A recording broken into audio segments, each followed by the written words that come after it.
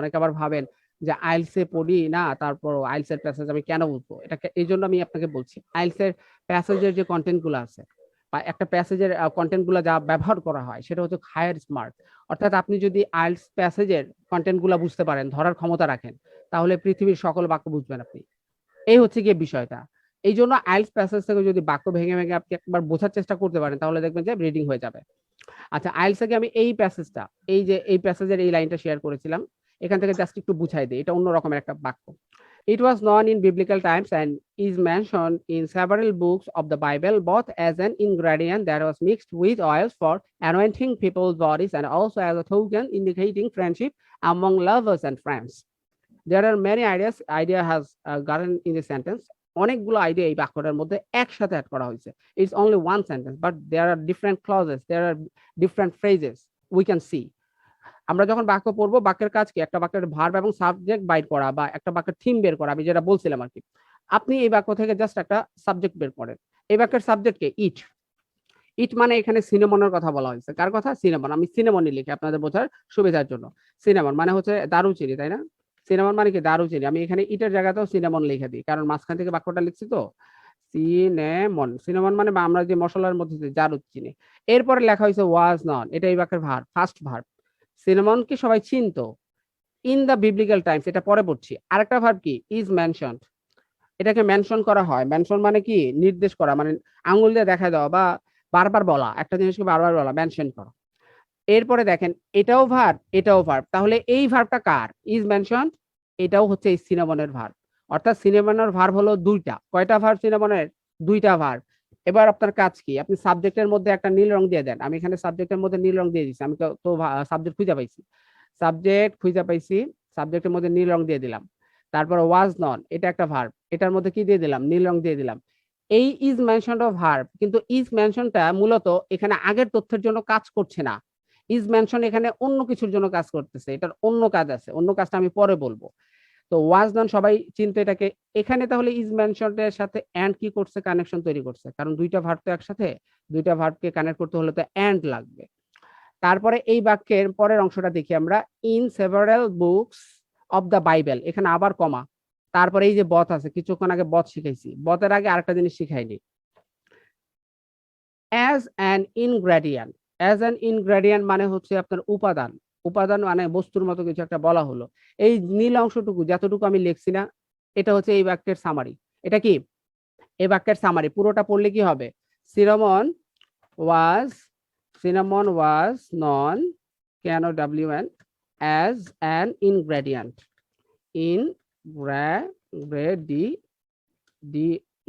DIENT। এটার অর্থ হলো সিনামনকে সবাই একটা উপাদান হিসেবে চিনতো। এই বাক্য হয়ে গেছে। কি হয়ে গেছে?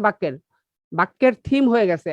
এখন আপনি এই যে এই অংশ এখানে কি আপনি মনে করেন জানেন না, আপনি একেবারে এই প্রথম অবস্থায় আছেন, স্টেজে আছেন, আপনার জানাও লাগবে না, আপনি বাক্য বুঝে ফেলছেন। কি বুঝে ফেলছেন বলেন? বাক্য বুঝে ফেলছেন। এখন কথা হচ্ছে, স্যার আমি এর আগের এই অংশগুলা কিভাবে বুঝবো? মানে কিভাবে আমি এটাকে ইন্ডিকেট করবো? এটা একটা স্মার্ট সেন্টেন্স, এটা বোঝার একটা ওয়ে আছে। এখানে দেখেন কমা ব্যবহার করা হয়েছে এবং এটা একটা প্রিপজিশনাল ফ্রেজ। তাহলে এটাকে আমি কাইটা দিই, এটা আমার প্রয়োজন নাই, বাক্যের অবজেক্ট না এটা। এটা কি না? বাক্যের অবজেক্ট না। আমি এটাকে যদি কাইটা দিই, এখান থেকে কাইটা দিই, তারপরে এটা বোঝার আরেকটা উপায় আছে। তারপরে দেখেন এখানে এন্ড যুক্ত থেকে এই আগ পর্যন্ত কমার অংশটা, এটাও এক্সট্রা অংশ, এটা পূর্ববর্তী অংশ সম্পর্কে আইডিয়া দিচ্ছে, এটাও কাইটা দিলাম। তারপরে পাওয়া গেল এখানে তো আর ভার্ব নাই, এই অ্যাজ অ্যান ইনগ্রেডিয়েন্ট হয়ে গেল। পরের অংশ কোনো অবস্থাতেই কি হবে না? এই এই সাবজেক্টের উপাদান হবে না। পরের অংশটা দ্যাট যুক্ত আলাদা একটা ক্লজ, তাহলে এটাও হবে না। তাহলে বাক্যের থিম হচ্ছে মূলত এইটা। সিনেমন হচ্ছে কি? একটা উপাদান। মোটামুটি এখন বাক্যটা বোঝা যাচ্ছে, সিনেমার একটা উপাদান। শুধু এতটুকু বলে এখানে থামা হয় নাই, এখানে অনেক তথ্য অ্যাড করা হয়েছে যাতে সিনেমন সম্পর্কে আপনি প্রপার একটা ধারণা পান। আমি সেটাই বুঝাই দেবো সংক্ষেপে। তাহলে আমরা একটু বুঝা পড়ি পুরো বাক্যটা, আমরা থিমটা বুঝতে পারছি। দ্যাটের পরে পরে পড়ি। হ্যাঁ, কেন দ্যাটের পরে পরে পড়বো? কারণ এখানে ওয়াজ মিক্সড আরেকটা ভার্ব, এই যে এটা আরেকটা ভার্ব, তো একসাথে প্যাচ লাগাই দিবেন।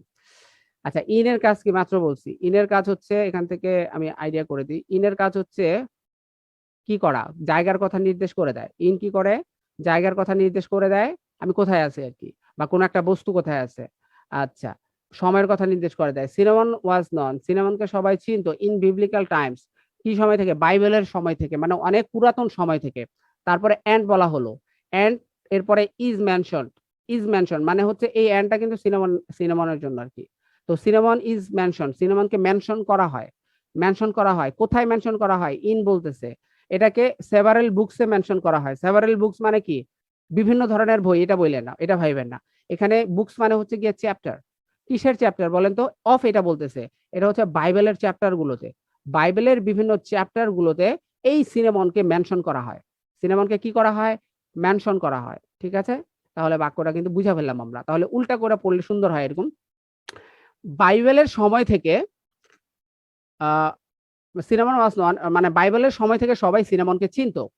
বাইবেলের বিভিন্ন চ্যাপ্টার গুলোতে একে মেনশন করা হয়। বাইবেলের বিভিন্ন চ্যাপ্টার গুলোতে একে মেনশন করা হয়। কেন মেনশন করা হয়? কিভাবে মেনশন করা হয়? এটা এখন জানার ইচ্ছা হচ্ছে। তো কিছুক্ষণ আগে আমি বলছি না, বথের পরে যা থাকবে তারপরে এন্ড থাকবে। এই দেখেন বথ আছে এখানে। এখানে বথ আছে, এই দেখেন এরপরে এন্ড আছে। এই যে দেখছেন? এন্ড আছে। বথের পরে যা থাকবে বলছিলাম, এরপরেও তা থাকবে, তাই না? এই দেখেন বথের পরে অ্যাজ অ্যান ইনগ্রেডিয়েন্ট আছে, এরপরেও আবার দেখেন অ্যাজ আ টোকেন আছে। আছে একই রকমের জিনিস আছে, একই রকমের জিনিস আছে। আমরা ওইটা ওখান থেকে শিখছি। তাহলে বথ অ্যান্ড ইনগ্রেডিয়েন্ট, এই যে বাইবেল গুলোতে চিহ্নিত করা হতো, কি হিসেবে চিহ্নিত করা হতো? একটা উপাদান হিসেবে। এটাকে একটা উপাদান, যে এটা একটা বস্তু। এবং আরেকটা জিনিস হিসেবে চিহ্নিত করা হইতো একটা টোকেন হিসেবে। টোকেন মানে হচ্ছে উপহার। আপনারা যেমন প্রিয়জনকে উপহার দেন, ভালোবাসার মানুষকে, ঐরকম আগের কালে আপনার এই সিনেমনকে, এটা অনেক ফ্লেভার অনেক সুন্দর ছিল, তো তো পুরস্কার হিসেবে প্যাকেট করে সিনেমন দিত মানুষ আরেক ফ্রেন্ডকে। তো উপাদান হিসেবে দেওয়া হতো। ঠিক আছে? তাহলে আমরা এটা বুঝছি। এবার আসুন পরবর্তী অংশ। দ্যাট, দ্যাট কি করে? তার পূর্ববর্তী নাউন সম্পর্কে তথ্য দেয়। ইনগ্রেডিয়েন্ট একটা নাউন। ইনগ্রেডিয়েন্ট মানে কিন্তু সিনেমন, উপাদানটাকে সিনেমন। তাহলে এই দ্যাটের সাবজেক্ট মূলত কে? সিনেমনই। তাহলে দ্যাটটা সিনেমনের পরিবর্তে পড়ছে, তাহলে এটা পরবর্তী সাবজেক্ট এই বাক্যের। এটা এই বাক্যের পরবর্তী সাবজেক্ট দ্যাটটাই। দ্যাটের ভার্ব কে? দ্যাটের ভার্ব ওয়াজ মিক্সড, প্যাসিভে আছে। মানে এই সিনেমনটাকে মিক্সড করা হয়। কাকে মিক্সড করা হয়? সিনেমনটাকে মিক্সড করা হয় উইথ প্রিপজিশন। তাহলে আবার সে নাউনের সাথে কানেক্ট করবে আইডিয়া। সারা জীবন প্রিপজিশনের পরে নাউন পাবেন, দেখেন ওয়াজ নাউন। তাহলে এটাকে মিক্সড করা হয় কার সাথে বলেন তো? অয়েলের সাথে, তেলের সাথে মিক্সড করা হয় এটাকে। কেন মিক্সড করা হয়? Anointing people's bodies. Anointing people's bodies. আচ্ছা বলেন এখানে নাউন কে? তিনটা ওয়ার্ড দেখছি আমরা প্রিপজিশনের পরে। কোনটা noun? What is the noun in this section? Try করেন। Bodies, very good, thank you so much. Uttam ভাই, ভেরি গুড অ্যান্সার। দেখছেন উত্তম ভাই পারছে। উত্তম ভাই কি সূত্রে অ্যাপ্লাই করছে আমি বলে দিই, উত্তম ভাইয়ের মনের কথা। হ্যাঁ, আপনার এখানে অ্যানোয়েন্টিং হচ্ছে অ্যাডজেক্টিভের কাজ করতেছে। অ্যানোয়েন্টিং করে, অ্যানোয়েন্ট করা। হ্যাঁ, পিপলস বডিজ অ্যাপোস্ট্রফি যুক্ত এস এর পরে সবসময় আপনি কি পাবেন জানেন? নাউন পাবেন। সারা জীবন এটা বলে দিই যে আপনি অ্যাপোস্ট্রফি যুক্ত নাউন পাইছেন। যেমন রহিমস ফাদার, কারিমস মাদার। রহিমের বাবা, কারিমের মা। হ্যাঁ, যখনই অ্যাপোস্ট্রফি দিয়ে কোনো কিছুর সাথে নাউন বা প্রোনাউন সাথে অ্যাপোস্ট্রফি দিয়ে এস থাকে, তারপরে 100% নাউন থাকে, তাহলে এই বাক্যে বডিজটা নাউন। তাহলে কি করার জন্য? মানুষের মনকে, পিপলের বডি গুলাকে কিছু একটা করার জন্য, অ্যানোয়েন্ট করার জন্য এই তেলটা ব্যবহার করা হইতো। ওকে, আচ্ছা এরপরে এন্ড বলা হলো, এন্ড এবং আরেকটা কাজ করা হইতো অলসো অ্যাজ আ টোকেন। এটাকে একটা উপাদান মানে টোকেন হিসেবে দেওয়া হতো। শুধু কিন্তু বডির জন্য না, টোকেন হিসেবে, উপহার হিসেবে দেওয়া হতো। ইন্ডিকেটিং ফ্রেন্ডশিপ, ইন্ডিকেটিং ফ্রেন্ডশিপ মানে বন্ধুত্বকে আরো সুদৃঢ় করার জন্য, বন্ধুত্বদের আরো সুদৃঢ় করার জন্য অ্যামং লাভার্স অ্যান্ড ফ্রেন্ডস। কাদের মধ্যে? লাভার্স, ভালোবাসার মানুষদের মধ্যে এবং বন্ধুদের মধ্যে। এবার আসেন এখানে একটা নতুন জিনিস শিখি, যেটা আমি প্যাসেজে বলছি। যদি লাভার্স আর ফ্রেন্ডস এর কথা বলা হয়, এখানে লাভার্স এবং ফ্রেন্ডস এর পরিবর্তে আপনি স্যানোনিম পিপল ব্যবহার করতে পারবেন। একই কথা। পিপল বললে বলেন তো এটার ভিতরে লাভার্স এন্ড ফ্রেন্ডস কি আসে কিনা? লাভার্স আর ফ্রেন্ডস তারা কি মানুষের বাইরে? তারা কি অন্য গ্রহে থাকে? এলিয়েন থেকে আসছে? নাকি এই গ্রহেই থাকে? বলেন। এই গ্রহে থাকলে বলেন যে স্যার এই গ্রহে থাকে, তা না হলে বলেন যে এলিয়েন থেকে আসছে। সেটা অন্য হিসাব, যে স্যার লাভার্স আর ফ্রেন্ডস এরা এলিয়েনে থাকে। মাই গড। তাহলে পিপল কার সিনোনিম? বলেন। পিপল হচ্ছে এই লাভার্স ফ্রেন্ডস এর সিনোনিম। ঠিক আছে? আচ্ছা, তো তাদেরকে ভালোবাসতে, এগুলো নাউনকে কানেক্ট করছে। তাহলে এখন পুরো বাক্যটা আমরা এখন বুঝা ফেললাম। কি বুঝলাম? সিনেমনকে সবাই চিনতো বাইবেলের সময়কাল থেকে, এবং বাইবেলের বিভিন্ন চ্যাপ্টার গুলোতে একে মেনশন করা হয়। কিভাবে মেনশন করা হয়? একটা উপাদান হিসেবে, যা কিনা মিক্সড হয় তেলের সাথে মানুষদের বডিকে অ্যানোয়েন্ট করার জন্য। অলসো সেই সাথে এটাকে টোকেন হিসেবে দেওয়া হয়, উপহার হিসেবে দেওয়া হয় বন্ধুত্ব প্রকাশ করার জন্য। বন্ধুত্ব প্রকাশটা কাদের মধ্যে? ভালোবাসার মানুষ এবং বন্ধুদের মধ্যে, অর্থাৎ জনগণের মধ্যে। বাক্য হয়ে গেছে। এখন আমার কথা হচ্ছে, আপনারা যখন রিড করবেন, এত ঝামেলার কিছু বুঝার দরকার নেই। আপনি ইজি লেভেলে আছেন। আপনি প্রথমে এভাবে বুঝবেন যে পূর্ববর্তী নাউন সম্পর্কে প্রিপজিশন তথ্য দেয়। যেমন এখানে এভাবে বুঝে পড়েন যে এই প্রিপজিশন তার পূর্ববর্তী নাউন সম্পর্কে বিবলিক্যাল টাইমস তথ্য দিচ্ছে। তাহলে এই বাক্যটা কি সবাই বুঝতে পারছে? ইয়েস নো ভেরি গুড বলি। ঠিক আছে? যারা এই চ্যানেলটা সাবস্ক্রাইব করেন নাই আমার, অবশ্যই চ্যানেলগুলো সাবস্ক্রাইব করে নেবেন কাইন্ডলি। ঠিক আছে? এখানে ইতিমধ্যে অনেক ভিডিও আপলোড করেছি। নিয়মিত রিডিং রাইটিং এর উপরে ক্লাসগুলো নিয়মিত আপলোড করবো আমি। আজকের ভিডিওটা এখানে পাবেন। এই যে এটা প্রথমটা, এই যে প্রথমটা ফলো করতে পারেন। আরো ভেঙে দিচ্ছি আর কি। ওকে, তো যেখানে আসছিলাম এখানে সবাই একটা স্ক্রিনশট দেন। কষ্ট হলে স্ক্রিনশট দিয়ে দেন, আমি দিয়ে দিই নইলে। এটা স্ক্রিনশট দেন, এটা খুব প্রয়োজন। Subjective form, objective form, possessive form, double possessive form. Subjective form, objective form, possessive form আর ডাবল পসেসিভ ফ্রম, এই ফর্মগুলো জানতে হয়। আমরা অনেকে বুঝি না আসলে কি জিনিস এটা।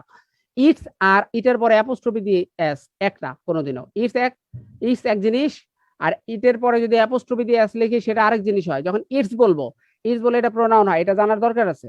সাবজেক্টিভ ফ্রম, অবজেক্টিভ ফ্রম, এটা অবশ্যই মুখস্থ করবেন। নেক্সট ক্লাসে ধরবো আমি, নেক্সট ক্লাসে এই প্যাসেজটাকে ধরবো সবার। ঠিক আছে? নেক্সট ক্লাসে সবাইকে এই প্যাসেজটা ধরবো। আচ্ছা, সাবজেক্টে আই যদি থাকে, আই এর অবজেক্ট হবে মি, এটার পসেসিভ হবে মাই, পসেসিভ অ্যাডজেক্টিভ এটা, আর ডাবল পসেসিভ মাই। ইউর পরে আস হবে অবজেক্ট হিসেবে বসলে। যেমন ধরেন আমি যদি বলি আমি, সে আমাদেরকে ভালোবাসে। আচ্ছা, এখন আপনি কি বলবেন? হি লাভস উই বলবেন না আস বলবেন? অবজেক্টিভ ফ্রম, অবজেক্টে বসবে কিন্তু, তাহলে আস বসাতে হবে, তাই না? আমাদের দেশের নাম Bangladesh, our country's name is Bangladesh, তাহলে এখানে আওয়ার হবে, তাই না? পসেসিভ অ্যাডজেক্টিভ পরে, মানে এই অংশটার পরে সবসময় একটা নাউন হবে। এই অংশগুলোর পরে সবসময় কি হবে? নাউন হবে। মাত্র আমি আপনাদেরকে বুঝাইছি, দেখেন একটা নাম ব্যবহার করছিলাম না? নামটা কি ছিল? কি যেন নাম ছিল একটা, এই দেখেন মিজান্স, এটা একটা অ্যাডজেক্টিভ। তারপরে 100% কি হবে? একটা নাউন দিতে হবে। তাহলে মিজান্স ফাদার, মিজান্স কি? ফাদার। এই যে ফাদার একটা নাউন হচ্ছে। এই জন্য এই ফর্মগুলো জানা রাখলে আপনার ভুল হবে না কাইন্ডলি কখনো। ঠিক আছে? কখনো আর গ্রামাটিক্যালি যে ভুলগুলো আছে এগুলো করবেন না।